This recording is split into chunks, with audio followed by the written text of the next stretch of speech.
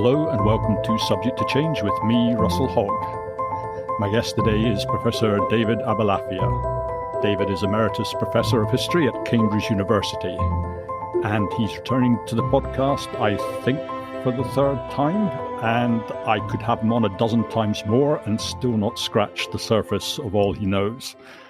And in particular, and as regular listeners will know, I'm a huge fan of his book, The Great Sea, about the history of the Mediterranean. It's wonderfully rich and just an astonishing achievement, both in its breadth and in its depth. So welcome back, Professor, to the podcast. Well, very good to be here. Now, the subject I asked you to come on to talk about today is slavery in the Mediterranean and the Black Sea in the Middle Ages, and I guess into the early modern period a bit. And I was pretty innocent about this, I suppose. I kind of assumed that the age of slavery in the Mediterranean really ended with the Romans. And, I knew it continued to some extent, but once I started to read a bit, I was really quite shocked by the scale of the thing. And I thought today we might start with a man called Baybars. And he's the Sultan of Egypt. And I think, I don't know if you'd agree, I think he's one of the most consequential figures in Mediterranean history, maybe, because it's under him that the Crusader power in the Middle East is really finally broken, because he finishes pretty much the job begun by Saladin. And there's a couple of cities, Acre and Tripoli, are still left. But Saladin recaptured Jerusalem, and Baybars takes out Antioch, he takes out Jaffa, Caesarea, almost all of the remaining Crusader fortresses, the big one, Crac de Chevalier. And before he's Sultan, he's one of the main commanders in the army that destroys the Seventh Crusade, at which point, the Crusader attacks on the Holy Land, well, that's the end of them. And then perhaps most important of all, he's the main commander at the Battle of, I think it's called Ain Jalut, and that's where the Mongol army, previously invincible, it's halted in its tracks and kept out of Syria and Egypt for good. So my question to you, David, is who is Baybars and where does he come from and what's the nature of his kingdom? Well, it's a fascinating question because on the one hand, he is, as you've implied, he's Sultan of Egypt and Syria. He is effectively, although there's a caliph, effectively he's the most powerful man in the Middle East at this period. And yet, actually, he was a slave as a child. He was a Kipchak. So he came from to the north of the Black Sea, where his people, they go under various names. Sometimes they're called Kumans, all sorts of different things. But they were a very mobile, sort of nomadic people who had moved westwards over the centuries, filling these great gaps in the steppes. And around the time that he was a young man, this was an area, we don't know the exact circumstances, but this was an area which was in tumult because of Mongol conquests, which were heading further and further westwards. So it's a period in which a great many young men, or boys in his case, were being picked up as slaves. Sometimes they were just sort of picked off the streets or the fields. Sometimes they were captives. All sorts of ways in which this enslavement occurred. And if they looked sort of strong and healthy and so on, they were then sent down past Constantinople with the agreement of the Byzantine emperors. They were sent all the way down to Egypt, where there was considerable demand for a sort of a group of elite soldiers, the Mamluks. Mamluk means sort of people who are ruled, people who, and therefore by extension, people who serve, but it tends to be used as a description of these slave soldiers in particular. So he joins the elite guard, and he's not the only one to come from this extraordinary background who becomes Sultan of Egypt. In fact, the person who actually does capture Acre in 1291, Qalawun, he's also from this sort of slave background. And it raises some very interesting questions about the status of these people, because we tend to think, well, the idea of a slave actually becoming, I mean, by the time he becomes sultan, he's been manumitted. He's no longer actually legally a slave, because, I mean, there were legal impediments. Slaves clearly could not exercise command in that sort of society. But around him, there were all these slaves. There were Mamluks who hadn't actually got round to being manumitted, who were employed in some of the top jobs in the Mamluk administration. And we find the same sort of thing also in the Ottoman Empire later on, in Istanbul. So this phenomenon of elite slavery, Baibars is in a way one of the most remarkable examples of this, even before you come to what you've just described, which is his involvement in the dismantling of the Crusader kingdom of Jerusalem, apart from Acre, which, as you say, I mean, that holds out as a sort of almost a sort of minute enclave hanging on the coast of the Holy Land, but clearly with its end in sight. Now, one of his greatest achievements, of course, is also, you mentioned the Battle of Ain Jalut. And Jalut means Goliath. And here is something which I suppose really, this really underlines his importance in the history of the medieval Middle East, because defeating the Mongols, this was something nobody had managed to do. It appears that his army, which consisted of a lot of these, I mean, the word we use is Turkic, because although they were not actually what we would think of as Turks, they were related to the Turks, spoke similar languages to Turkish. These Turkic mercenaries, Mamluk slaves, etc., who a whole mix of people who made up the army. At Ain Jalut, they were actually on both sides very similar armies. We shouldn't think of great sort of hordes of Mongols sort of sweeping into the Holy Land at that particular point. These were comparable armies. But anyway, he managed to get the upper hand, and he also managed in 1260. His other great achievement that year was assassinating Qutuz, the previous Mamluk Sultan. So this was really the beginning. Well, I mean, go back probably to about 1250, but really from 1260 right through to the Ottoman conquest in 1517, Egypt and Syria lay under the rule of these slave dynasties. So, and particularly actually in the late 14th century, from 1382 onwards, they tended to be Circassians. That is to say, they were members of people who live around the shores, eastern shores of the Black Sea, who were very, very much favored as slaves, both male and female, in Egypt in that period.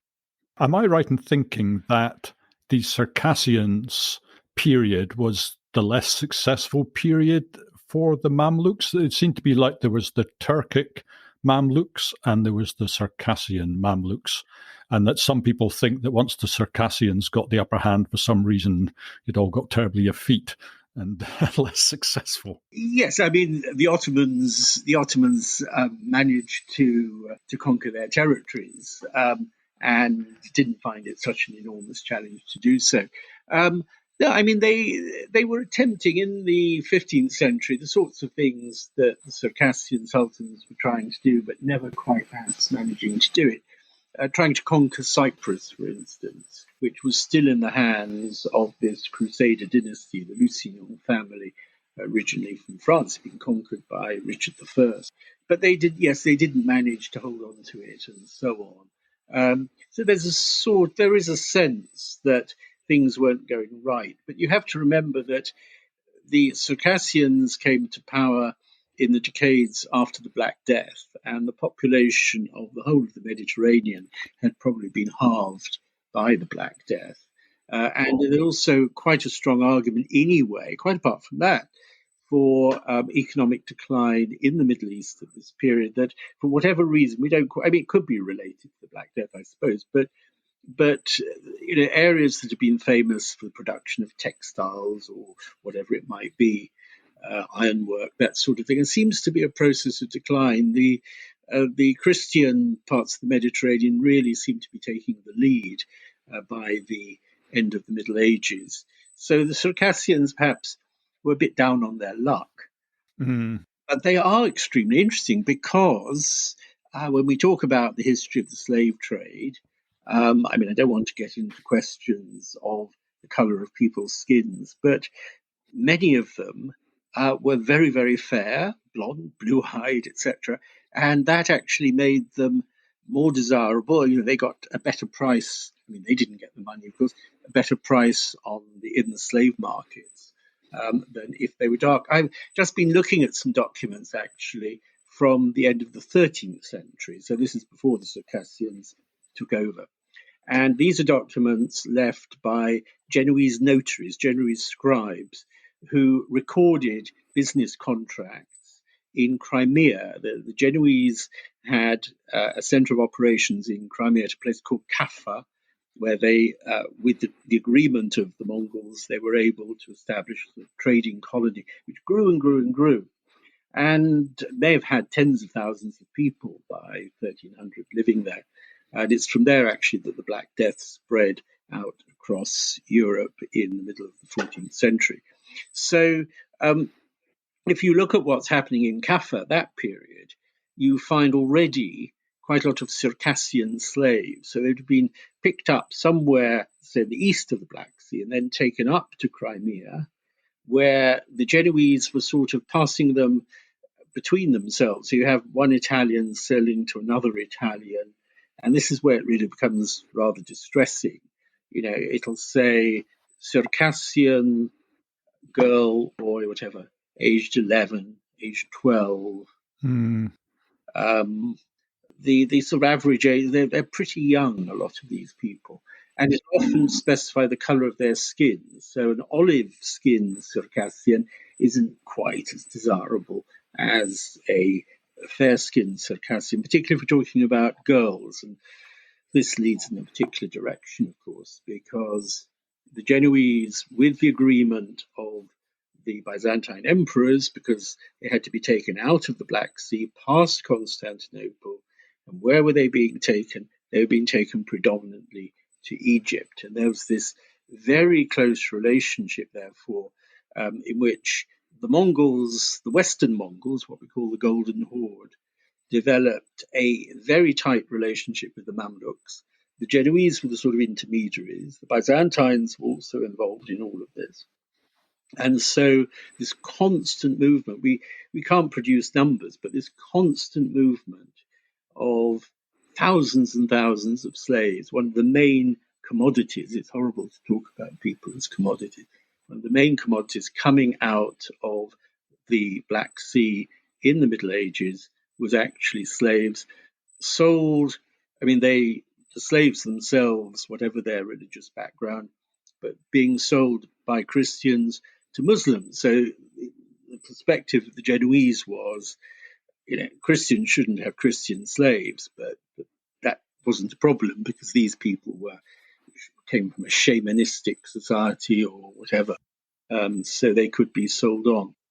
What I thought I'd do before we kind of get too far into this, because you've mentioned the Mongols, we've mentioned the Byzantines, we've mentioned the Genoans, I thought I would sort of give our listeners a kind of a potted history of the Mediterranean, sort of to explain our period a bit and who was who, and you'll regard it as ludicrously simplistic, but hopefully it might be helpful for people. So here goes. So my idea is that around 475 AD, the Roman Empire in the West, that collapses, and it's replaced by various what you would call barbarian states. So you've got the Vandals in Africa, you've got the Visigoths in Spain, you've got the Goths in Italy, and so on and so forth. But in the East, the Roman Empire, it survives. And in fact, I think I know it manages to recapture Africa from the Vandals.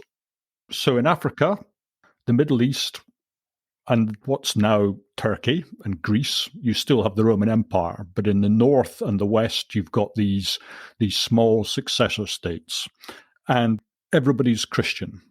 the Romans have been Christian for a long time, and the new barbarian states, they're quite quickly converted.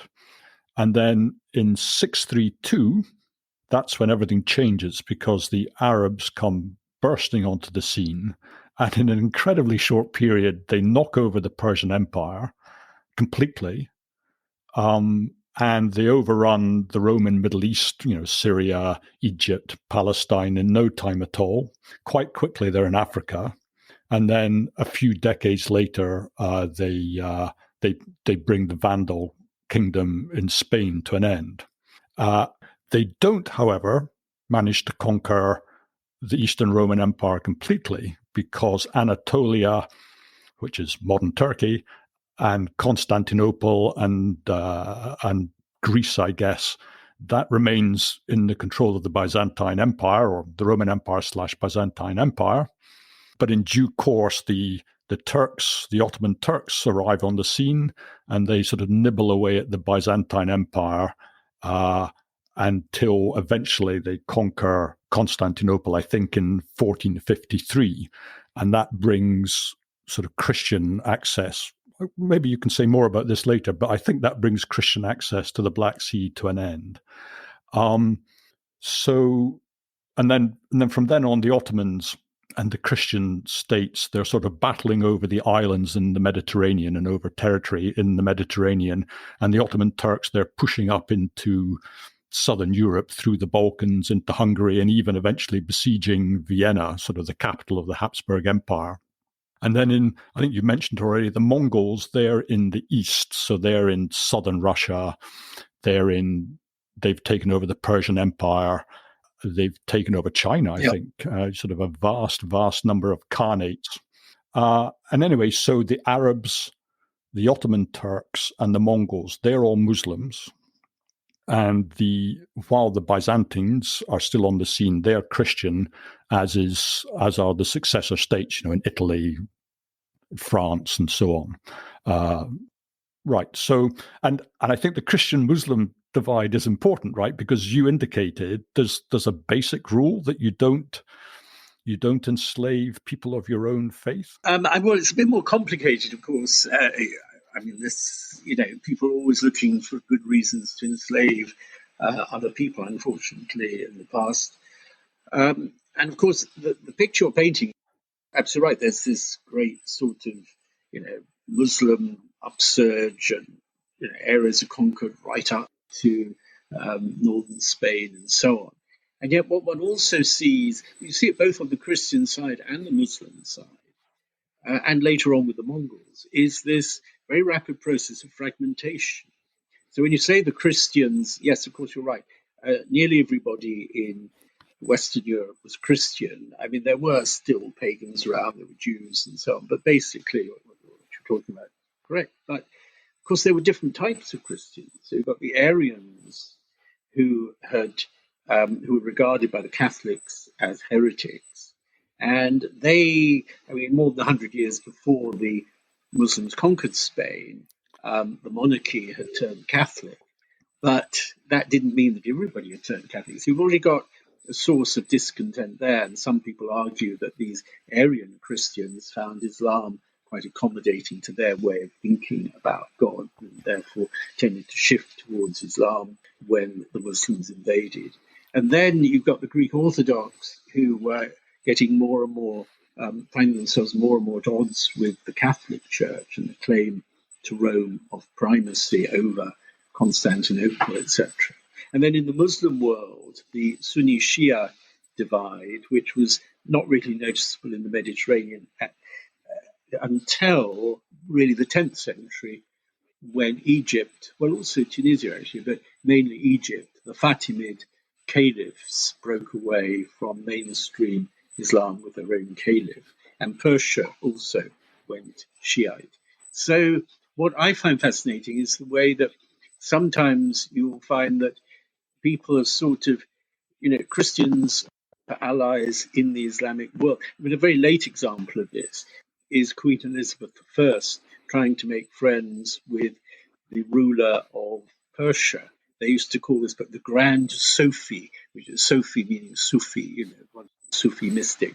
They would call in England, they called the ruler of Persia the Grand Sufi. And so you've got these attempts, these embassies being sent in the hope, and also Italian Renaissance princes doing the same sort of thing. Embassies sent to Persia in the hope that they will unite with Christendom against the Sunni Muslims. So, so all of this, I mean, in relation to slavery, it has one very important effect. It generates vast numbers of slaves, as do the Mongol conquests. And the Mongol world also fragmented very quickly after Genghis Khan. He obviously spreads his power over vast areas of Eurasia.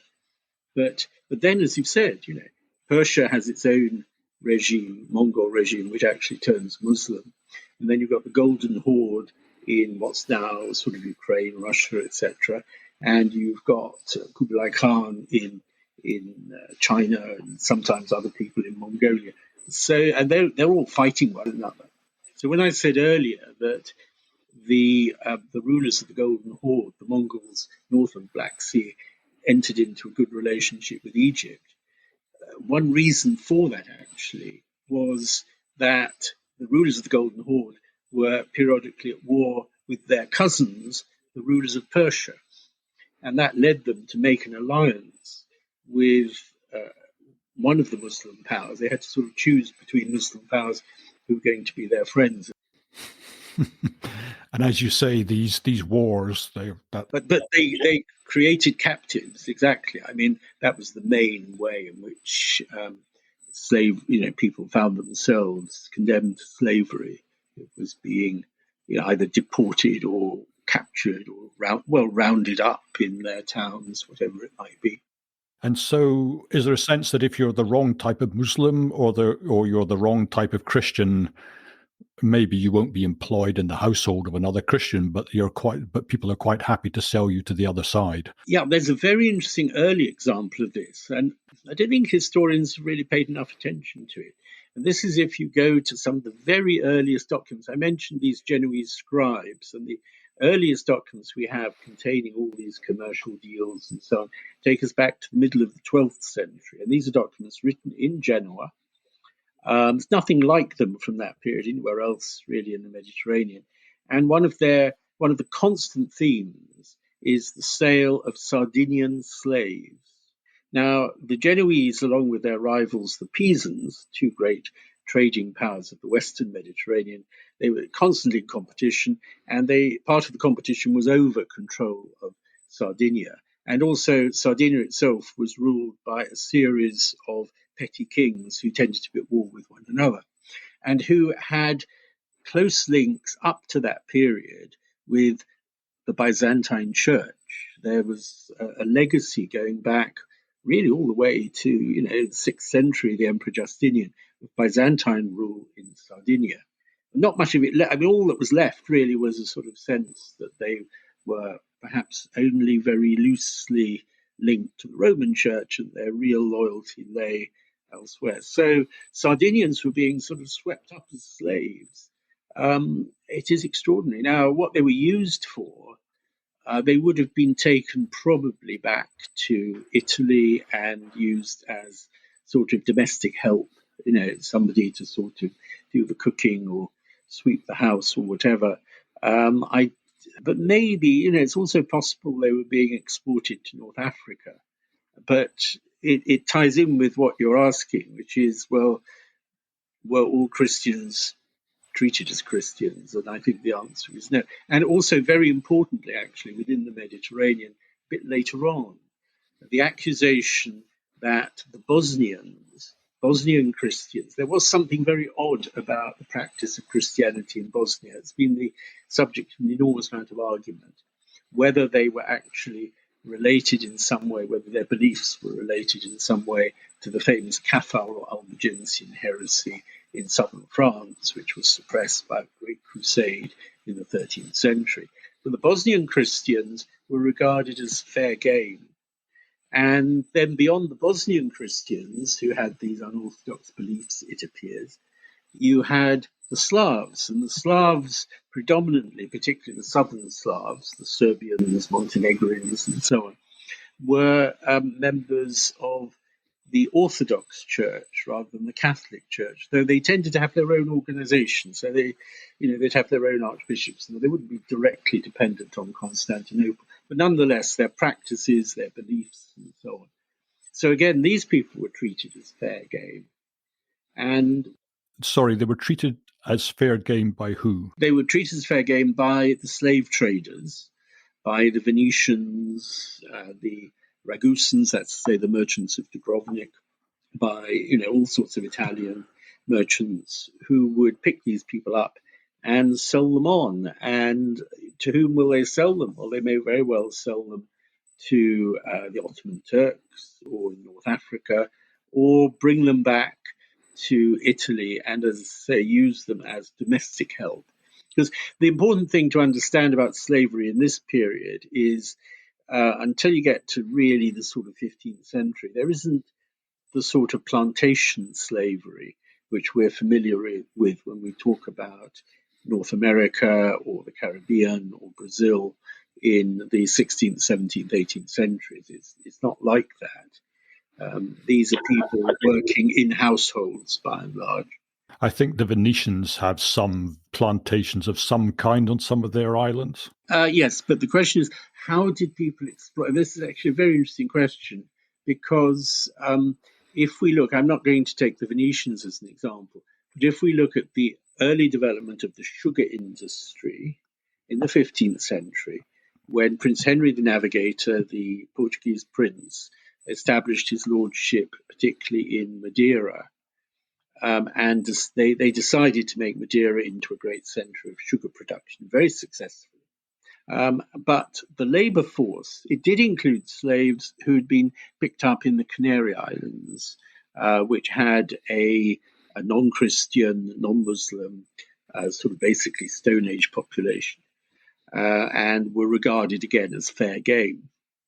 But a lot of the work was actually done by Portuguese colonists the nasty bits were probably done because it was a very labour-intensive process. Nasty bits were no doubt predominantly done by slaves. But in fact, it takes time for something like the production of sugar, which one thinks of as the classic example of a slave-based system of production. It takes time for the slaves to become the only labour force in use. The same is true actually in the Caribbean later, because you have all these indentured servants coming from England, and they are helping, they are working on these plantations. But unfortunately, the black slaves they're just treated worse and worse and given the nastiest jobs, and the whole system eventually comes to depend on them. And you talked a little bit at the start about the Black Sea and Kaffa in particular, and the Khanate had sort of entered into this good arrangement with the Italians, and the Italians had entered into the arrangement with the Byzantines in Constantinople, and I guess so. Are the Tartars part of the Khanate? I'm never quite sure who the Tartars are. And they're raiding, I think I read somewhere they raid up even into Finland. Can that be true? I'm not sure about Finland, but certainly deep into Hungary. And that happens actually very early. They even get through to the Adriatic, one or two points in what's now sort of the Croatian, Dalmatian coast. But then what happens, the great Khan dies, and there's this sort of tradition that they go back to the east to elect his successor. So Hungary is saved, etc., etc. As for sort of Scandinavia and Finland, I don't think. They'd have had some pretty big obstacles in the way in order to reach as far as that. But there's no doubt that their ambitions, of course, extended over the whole world. They were the Mongol Khan was sending letters to the Pope and the King of England, the King of France, and so on, demanding obeisance. The letters still survive, and although he was sometimes quite interested in allowing Christian missionaries, not mercenaries, to come to his court. Um, there was still the assumption that the great Khan was the appointment of this mysterious sky god and did exercise universal rule. So we talked a bit about the Mamluks, and we've sort of touched on the Byzantines a little bit, but the Byzantines, they're kind of worn down to hardly anything, and then I think it's 1453 is the date when Constantinople finally falls.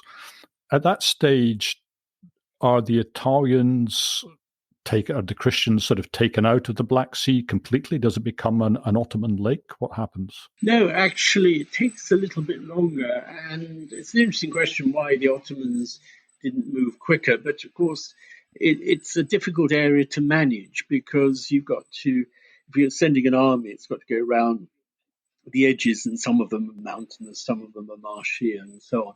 So not always accessible. So what actually happened was in 1453, the Genoese and the Venetians, who had these trading bases in the Black Sea, they sort of managed to renegotiate their trading relationship, and in Constantinople itself in the first place. But also, they managed to hold on. The Genoese held on in Crimea till 1475, when the Ottomans finally decided they'd had enough of this. And meanwhile, in the opposite corner of the Black Sea, towards the border between what's now Turkey and Georgia, Trebizond, the Empire of Trebizond. This was an important consumer of slaves, actually, Circassian slaves. And this was one of these little rump states that had been created when the Byzantine Empire was conquered by the Fourth Crusade in 1204 and ruled by these crusaders until 1261. And out of that came a number of petty states. And this one, being detached from Constantinople physically, it managed to hang on till the 1460s.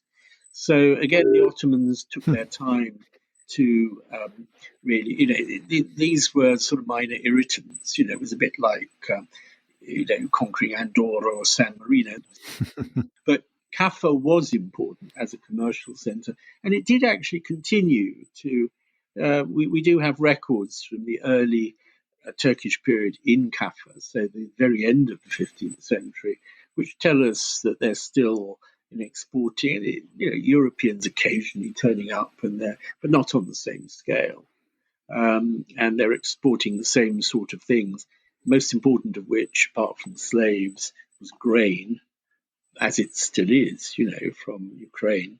But other things too, caviar. Well, it's more like sort of, caviar wasn't quite prized in the way it's prized nowadays, but the sturgeon is an enormous fish and absolutely vast. You can have some of them are 12 feet long.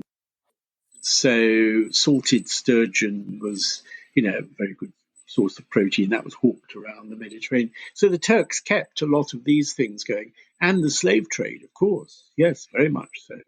And once they'd established their rule in that area, so carrying away these, used the word Tatars, which, yes, the Mongol Empire was made up of many ethnic groups, but we tend to use the word Tatar pretty interchangeably with Mongol in this period. And as I understand it, the most valuable slaves tended to be women. So actually more women were enslaved than men. I don't know what happened to the men. I assume they were just... Well, no, this is where actually these young men who were carted off to become soldiers in the Mamluk army, or later on the Ottoman army, so you got those. But you had to be sort of fit and strong, and you had to look the part, as it were, of a sort of fierce Mamluk soldier. And then there's another category we shouldn't forget about, which is men who were not considered to be suitable for military service, and these people were made into eunuchs. And that again, it's just stomach turning. But there can be no doubt that the mortality is extremely high. In one case, which I looked at, but this was East Africa and much later, you seem to have a mortality of about 90%. That is operations on young boys. Can we just talk a little bit about, well, I sort of feel it comes in two halves, because I'm not quite sure what the eunuchs are used for. I know that they're used in the harem because they don't want anybody to be able to interfere with the women. But is that the sole use of? They're used around the court. I think there's a sort of, I was about to use the term negative use, which doesn't quite explain what I'm trying to say. These are people who, as a result of their disfigurement, are not really, they cannot compete for power. So it's not just that they can't compete for, sexual favors in the harem, but also that they will never. I mean, they can be high officials, but they can never rise to become sultan. And particularly in the Ottoman Empire, this sort of paranoia almost about the security of the sultan's position. It was standard practice for a new sultan to put his siblings to death on his accession, so that there were no rivals. So having eunuchs around was quite a useful thing, really. But yes, I mean, they would tend to be used more in sort of court circles. That's true. And in your book, it sort of jumped out of me, but it was earlier than our period, and I was a little bit puzzled by it. You talked about the castration factories of Northern Europe. Oh, yeah. So what was that about? Well, this, again, very sad chapter. We know that there were trade routes which stretched deep into Eastern Europe. It does look as if during the sort of competition for control of land in Eastern Europe, a lot of Slavs in particular, around just to the east, really, of Prague, that sort of area, who were pagans, very important. So before the Christianization of that area, people are being picked up, enslaved, and being passed westwards. And around Verdun, in what's now Belgium, there seem to be, in monasteries actually, there seem to be these factories, horrible word to use, where some of them were castrated. Now, what happened to them after this? There was a route across France, and we hear about this complaints from French writers of the sort of 8th, 9th centuries, which then crossed the Pyrenees, and the slaves were being taken down to Muslim Spain, which at this period was the greater part of what's now Spain and Portugal. And there they were known as the Sakaliba. And this word Sakaliba is the same as the word Slav. Slav, sklavos. Now, Slav was an ethnic term originally, but it came to mean, also in our own language, slave. Because the Latin is servus. That's, although it begins with an S and has a V in it, it's a totally different word. So the Sakaliba in Muslim Spain, if we go back to, let's say, the 9th, 10th centuries, played a similar sort of role to the Mamluks I've been describing. You've got the same phenomenon of slave soldiers, of eunuchs, and of course the other side of the coin is young women also, who would end up in the royal harem. So what we see in Mamluk Egypt is really, in a certain sense, just a reiteration, and then we see it again in the Ottoman Empire. It's a reiteration of something that's been going on for centuries within the Mediterranean, particularly in the Muslim Mediterranean.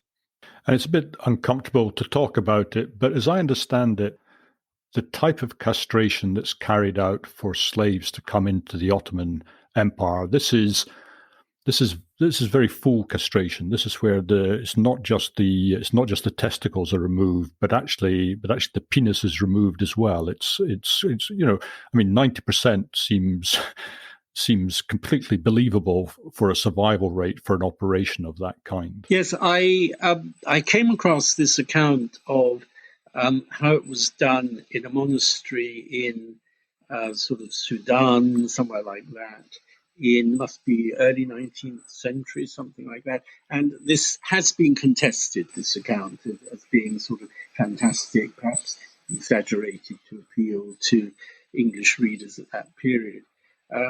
But what it describes is, say, a monastic setting in which, in this case, black African boys who've been captured. They're taken there, still quite young, and the operation is performed with a single sweep of the knife, it says. And then they're buried in sand, which I suppose is thought to be relatively sterile, but must also have irritated the wound enormously. I'm not sure very much was done to sort of cauterize the wound or anything like that. And there it is said there was a 90% mortality. Now, I wouldn't be surprised if, when we're looking at Verdun in the Middle Ages, or we're looking at what was happening along the trade routes, bringing the Genoese bringing these slaves to Egypt, perhaps medical science was just a little bit more sort of helpful towards these people. But they would have known a little bit, I think, about how to deal with this. But still, the mortality, I mean, inevitably. But even if you cauterize, the trouble is that you're in danger of blocking up, the key vessels, which if you block up your urethra, well, you'll die. I mean, it's as simple as that. And so cauterization for that particular wound is not so easy to use as it would be for say, a leg or an arm or something. It'd be interesting to know, actually. Because I don't delve into medical history, it'd be interesting to know whether there are accounts of this, perhaps in some of those medical writings which circulated in the Islamic world and were translated in medieval Spain and eventually, reached in Latin translation. They reached places like Oxford and Cambridge in the Middle Ages and were closely studied. Whether that's one of, it might have been left out because it was something which people just didn't think was relevant to conditions in Northern Europe. But we hear about, even at Christian courts, the court of Roger II, the Norman king of Sicily in the 12th century, one of his advisors, a man called Philip of Mahdia, who came from what's now Tunisia, he was a eunuch, became admiral of the fleet, and was then put to death, probably for losing the battles, but also he was accused of having been born a Muslim. He was accused of backslide into his old religion, so he was put to death. It's a rather exceptional case. Well, you have the castrati, of course, in Italy. It's a different form of castration. I think what they do there, I read up on it beforehand. It's all slightly alarming. People court, yes. But I think what they do is they crush the testicles of young boys is the way it's done. So the survival rate is much, much higher because there's no open wound. I see. Sorry to share that information with you, David. Yes. One of the things that really surprises me is that slavery in both the Muslim world and the Christian world, it's never really challenged. I think I came across one Christian bishop, I can't remember, Gregory of Nyssa, I think, who argues against slavery as an institution. But otherwise, despite all these great philosophers who you think could work, and you've got the golden rule of Christianity, do unto others as you'd have. And Islam has something very, very similar. And yet nothing. There's really no pushback against the institution. Well, it was something which was just so universal in the classical world, so the world which is also the world of at least the later books of the Bible, the New Testament, and so on.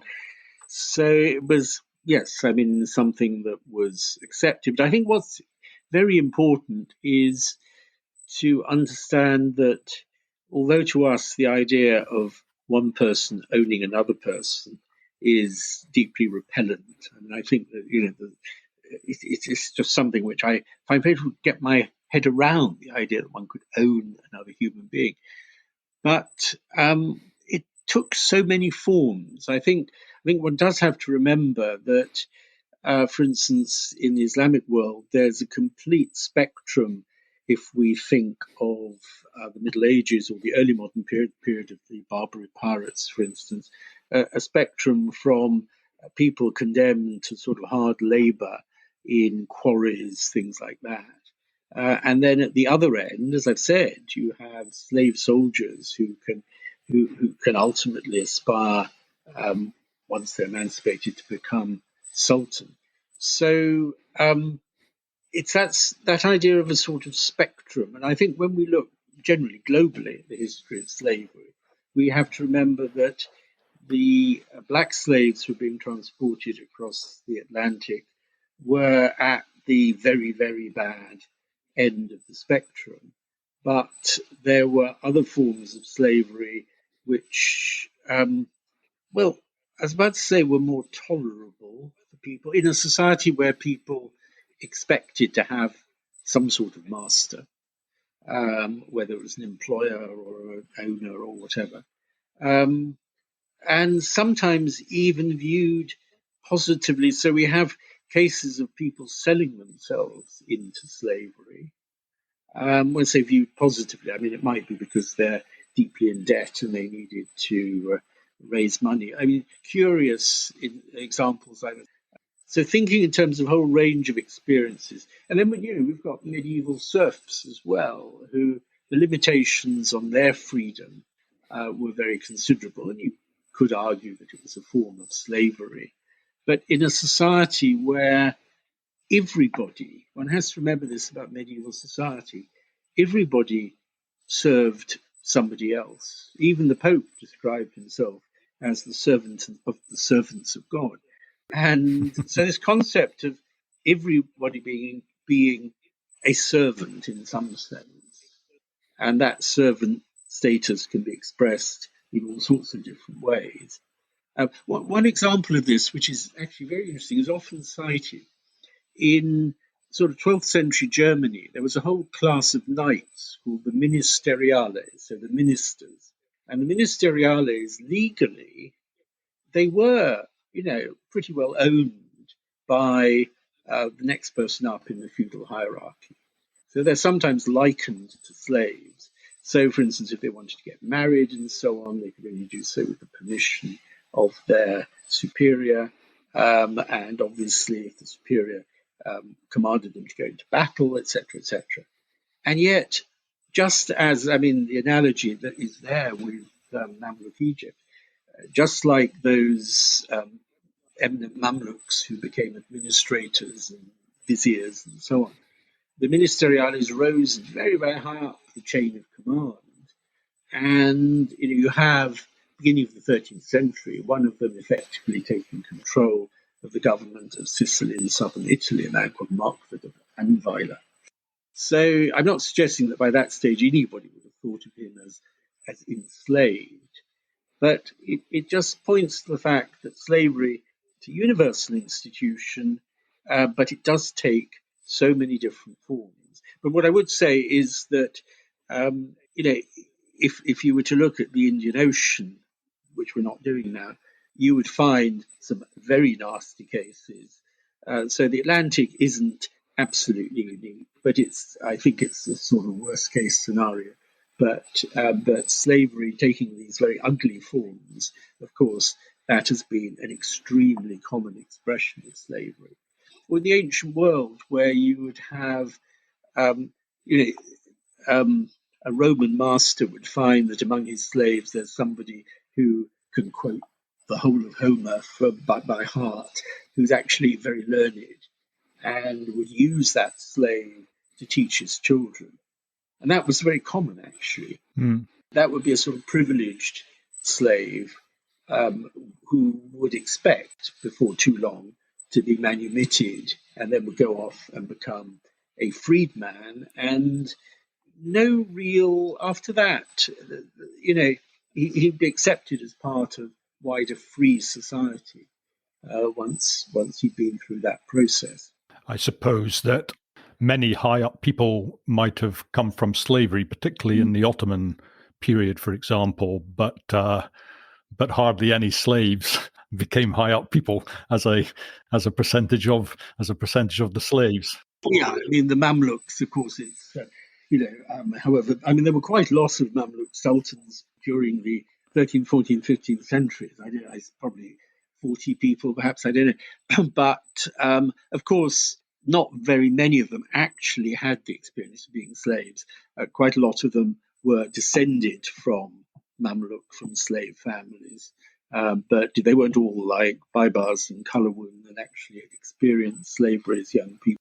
But if you look at the Ottoman situation, the Grand Vizier and all the top viziers, many of them come from slavery or have been freed as slaves in the Ottoman Empire. And I suppose who can the Sultan trust? Well, he wants somebody whose only power derives from the Sultan. He doesn't want somebody who has other relationships and fits into a wider aristocracy. So slaves are quite safe. And I suppose that's why slave armies develop, is because they owe all their allegiance to you and not to anyone else, except the trouble is that over the years, they start to develop loyalties to each other. The situation in the Ottoman court, where you'd have, for instance, very large numbers of Albanians being brought in, not necessarily as slaves, but as administrators and so on. And so they're very far from home, and they become intensely loyal to the Ottoman system of government, the Ottoman regime, and so on. And as I say, some of them would have been slaves as well. So that sort of model. But the problem is exactly what you say, that you see this again in Mamluk Egypt, that eventually solidarity builds up among them.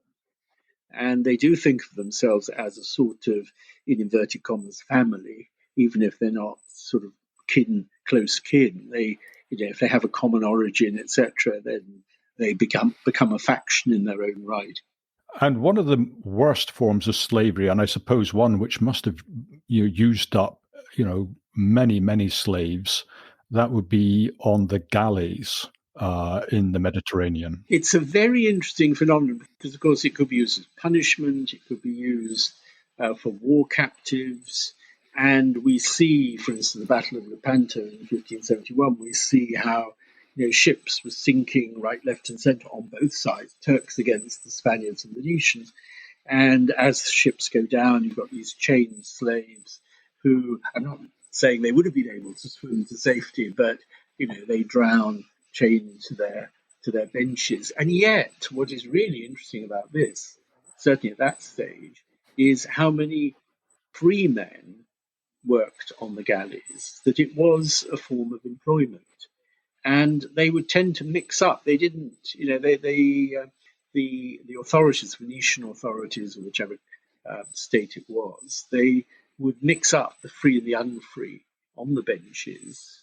Now, the free ones would have, better opportunity to walk around and perhaps better food and so on. And when they reached a destination, they could sort of wander around a bit more freely. But really, it's a bit of a myth that the galleys were only staffed by slaves. The overseers, or whatever you call them on galleys, they would have to know who was actually a slave and who wasn't. It does make sense to mix up your slaves and your free rowers, because the last thing you want is a ship manned entirely by desperate, miserable slaves. Yes. But you mentioned Lepanto, and I think I read that in the battle they managed to release 12,000 Christian slaves from the Ottoman galleys. And as you say, the carnage with ships going down everywhere, and particularly on the Ottoman side, the number of Christian slaves in the Ottoman navy must have been, it must have been two or three or four. Yes, yeah, no, I'm not denying, absolutely, yes, I mean the other when it comes to Muslim navies in this period, of course the Barbary corsairs were experts at capturing slaves. They were notionally subject to the Sultan in Constantinople, but tended to lead a pretty free existence of their own. And one of the ways in which they sort of made their money was by capturing people on the coasts of, Mallorca was a favorite destination, whatever, southern Italy, whatever, carrying them off and then sorting them out. And if they looked as if they were people of high status, they wouldn't sort of put them in. I mentioned the quarries. I mean, that's exactly the sort of use they would put the poorer ones to. But if they looked like important people, they would negotiate. And there were channels of negotiation. There were whole sort of semi-monastic orders in Christendom to deal with this, sending messages through saying, we've got the Count of wherever in Algiers, and come on, the ransom we demand is so much. And there were these institutions set up around the Mediterranean, going back some way into the Middle Ages, because you had three religious communities, Christians, Jews, and Muslims, all of whom found that their members were sometimes being captured by pirates or whatever, and begging letters arriving saying, free us, please free us from this. And all you need to do is send, 100 dinars or something like that. And so charitable institutions were set up to deal with this. It was a major charitable enterprise within the Mediterranean to emancipate people of your own religion and have them sent back. And it's a constant story also if you read some of these late medieval, these little sort of novellas written in early French and so on, constantly, or in Boccaccio's Decameron or whatever, people being enslaved, and then, the young man finds that the girl he loves, she's also been enslaved, and somehow you can imagine how the story evolves. Very moving. But these galley fleets, they almost create their own demand. You have to raid the coasts of your enemy in order to get the slaves to row your galleys so that you can raid the coasts of your enemy. Yeah, exactly. So you should have no illusions that the Barbary corsairs, they met their equals in the Knights of Malta, and there were other groups of Knights of Santo Stefano in Pisa and so on. When we think of the Knights of Malta in particular, who were the lineal descendants, if you like, of the crusading order, the Order of St. John of Jerusalem, the Knights Hospitallers, and they were doing similar sorts of things. So Malta was, population, I don't know what proportion of the population was slaves at any one time, but there was constant movement of slaves through the island. And the same sort of business, exactly, ransoms, eminent Muslims being bought back by their friends in Tunis or wherever. And it goes on. The Barbary states, they carry out their raids really right out into the Atlantic, don't they? They're out onto the coast of England. They're onto the coast of Ireland. I think they even head up to Iceland on one occasion. And more once, I think, it wasn't such a viable destination. And I think... No, I mean, a lot of those, they came from Salé, which is a town just opposite the modern capital of Morocco, Rabat. So that was on the Atlantic side of Morocco. But it was the same sort of phenomenon that, yes, going out and capturing people, sort of filling holes in the labour force by bringing in labour in that form. Sometimes once these slaves managed to get themselves freed, sometimes they themselves would turn into Barbary pirates. We have cases of this. Yes, I mean, there's that famous renegade. Renegade being, I think, the expression that people use for someone who was a Christian, they turned Muslim. There's this guy, this Dutchman, Jan Janzun, something like that, who takes the Muslim name Murad Rais. And he, on one occasion, he descends. This is quite a famous story, I think, in Ireland. He descends on this village in Ireland called Baltimore, and the entire village is packed onto the ships and taken back to Morocco. It's quite quite an astonishing story. Yeah, it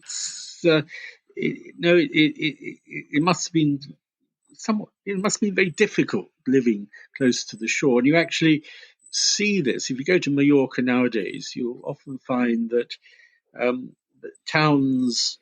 the little town on the coast, at some stage in the 17th, 18th centuries, moved inland. There was one very sort of elegant or inelegant solution, which was the one adopted by Francis I, the King of France, which was to do a deal with the Barbary Corsairs and with the Turks. And actually, I mean, for a time, even allowing them use of Toulon as a base. That did not go down well in Christendom. But it tells you something about the sort of rather cynical attitude some people had to how to deal with the problem. And I think King Charles I. This was a big. I mean, I say it was a big problem for England in the reign of Charles I. I mean, it wasn't a big problem. It wasn't an existential threat. At the end of the day, a few hundred, a few thousand people being taken off the coasts of England and taken from ships. I mean, it was a scandal and a nuisance, but it wasn't really stopping England getting on what they wanted to do. But I think Charles I was trying to raise his ship money, partly to build up the navy so he could deal with this. And it was a sort of source of outrage that he had diverted the ship money away from building up the navy into some other adventure when he should have been dealing with the Barbary raiders, as I understand it. Well, that was quite typical. I mean, you find rulers, medieval and early modern rulers, constantly raising money for campaigns, naval campaigns in particular, and then spending it on something else. So, yes, I mean, it's perhaps sort of typical of Charles I's way of operating, which was high-handed. I'm not saying he deserved his fate. He perhaps needed to show a bit more respect towards the people he was dealing with. Yeah, and I don't know whether it's in his reign or not, but it must have been around about the time of Charles I. They actually set up a base on Lundy Island, which isn't very far off the coast of England. I mean, that was it. That they could for brief periods they could manage to do that sort of thing. How they supplied themselves. I mean, in the case of Toulon, we know the French king supplied them with what they needed, food and everything. And even allowed the cathedral to be used as a mosque for a time. But in a place like Lundy, one does wonder how they would actually manage to keep themselves supplied. And I suppose the answer is you see this in accounts of ancient and medieval battlefields. People will sort of turn up, business people, hawkers will turn up, and they don't care which side they're selling to as long as they can sell their food or other goods. And in the Mediterranean, do you think slavery has left a scar even down to today?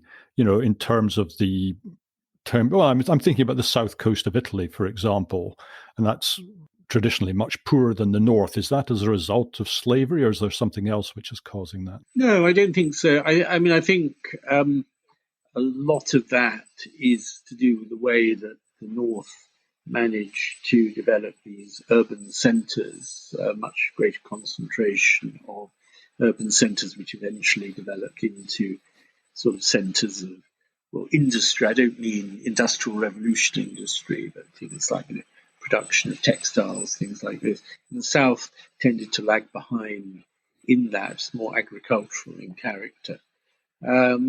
So I think that was less of a problem, but you might, I think, have put your finger on something, because, of course, if there was one area of Italy which was particularly exposed to raids by the Turks from the end of the 15th century onwards, it was southern Italy. So the siege of Otranto in 1480 to 81, Otranto being right at the bottom, within sight more or less of Albania, which was under Turkish rule. Actually, a bit later, Albania 1500. So they tried to seize Otranto before they'd even completed the conquest of the Balkan side.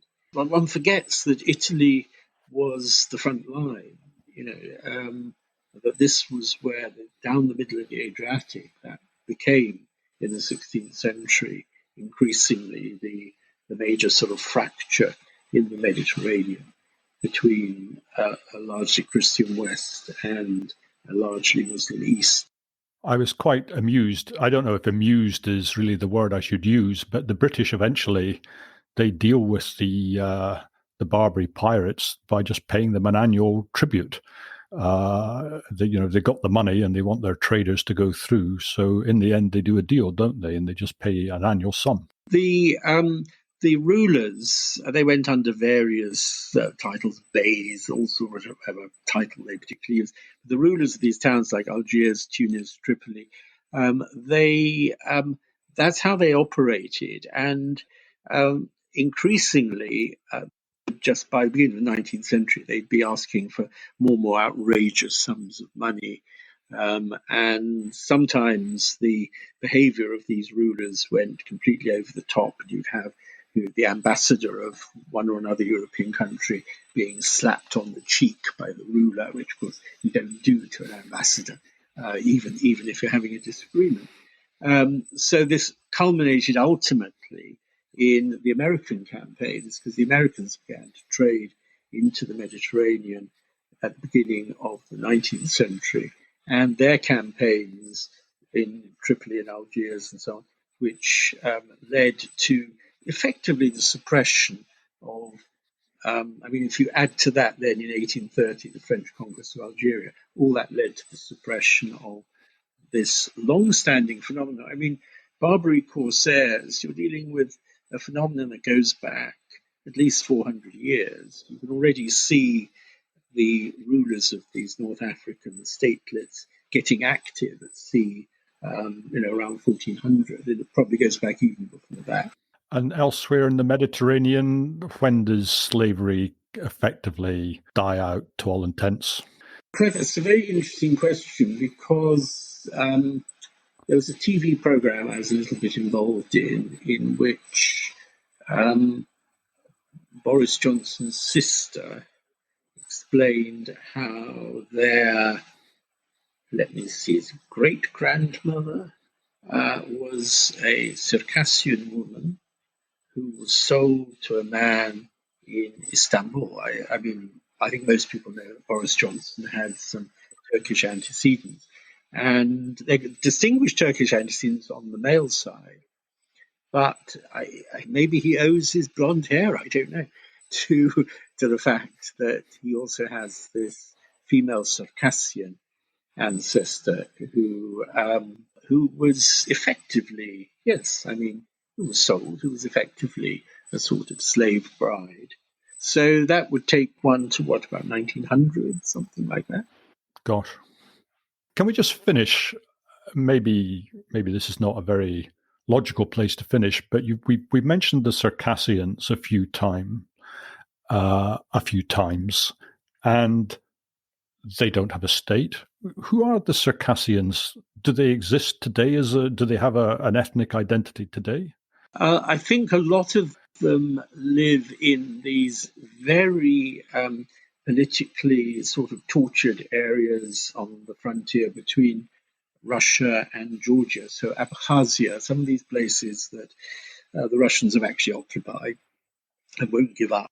The only Circassian community I know about, and I think we're only dealing with perhaps a small number of, a couple of thousand people perhaps at most, in Israel, the ethnic minorities, you've obviously got the majority population Jews, but then you've got a very large Arab ethnic minority, which takes various forms. But then alongside them, you've got the Druze, who are treated as a separate sort of religious group. And alongside them, the smallest of the recognized groups are the Circassians. And I think what this gives them is, as would have been the case more than a century ago under Ottoman rule, it gives them autonomy so they can conduct their own marriages, have their own courts for sort of internal affairs, things like this. and they would, I suspect, probably be speaking some language related to Turkish, and I suspect they would be Muslims, Sunni Muslims. You don't hear much about them, but they are a sort of protected ethnic group. But elsewhere in the world, I don't know. I mean, in Turkey, of course, a lot of ethnic minorities have found it difficult to maintain their identity, and as we know from the Greeks 100 years ago, and more recently Kurds and so on. So I'm not sure that you would find very many people there who would identify as Circassians. Okay, well, it's been an absolute pleasure talking. I really enjoyed that. It's such an interesting subject, and one that I think is very unknown. At least, well, that's my impression. I certainly didn't know much about it. No, you're welcome. I think it's a subject that needs to be talked about because it's very easy to oversimplify the history of slavery.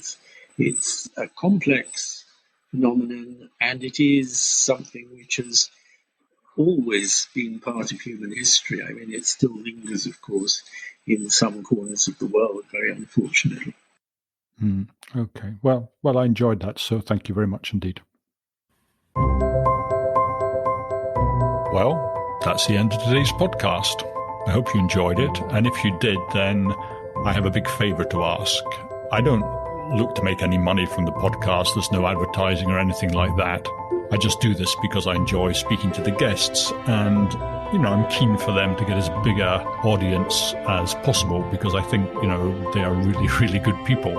So if you could share it on whatever social media channel you use, tweet it out, whatever it is, and even better if you could leave a review on iTunes, that would be absolutely fantastic. Anyway, goodbye for now.